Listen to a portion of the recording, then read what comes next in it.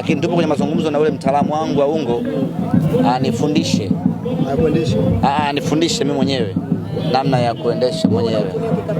No, kwenye hii siku ya Simba Day niingie nikiwa naendesha ungo mimi mwenyewe. Imagine kama ule. Umeona mpaka nitapendeza vizuri tu. Wewe si usafiri tu anga.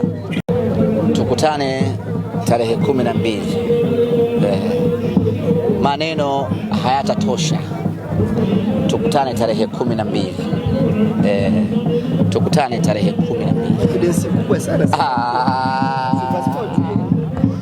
Simba na Dombia. Simba na Dombia. Mtu wa magoli. Hapo juu.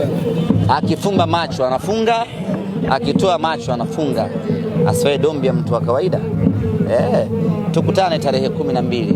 Sisi tuko tayari. We are very ready. Dombia mashine yuko pale.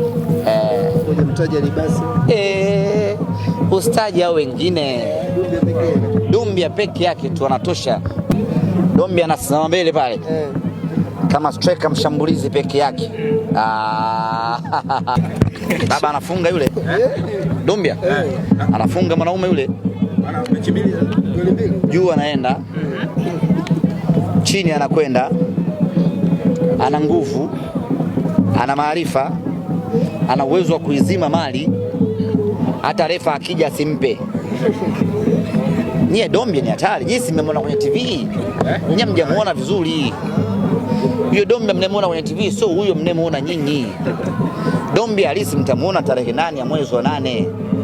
Ndio tutamtambulisha pale kwa mara ya kwanza. Bongi la baba jitu kweli kweli liko serious na kazi. Nyinyi mnaangalia kwenye TV ya chogo. Mnamuona anafanana na nani? Anafanana na Karabaka. Dombia ni hatari kaka. John Boko wa 4 ndio anampata Dombia mmoja. Vibaya mno Afrika shiba. Nakwambia. Wana Simba wasiwe na pressure stick.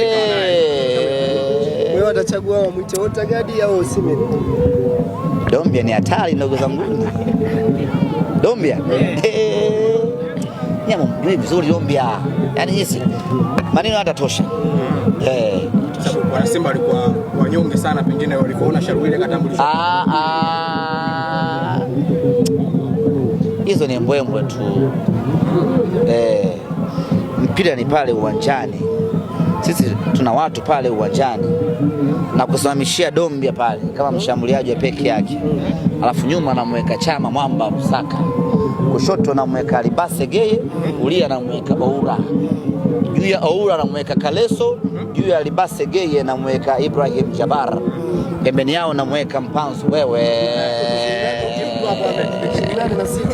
Yaani mimi naweza kucheza mechi bila beki. Simba hii hapa hii. Nacheza mechi bila beki.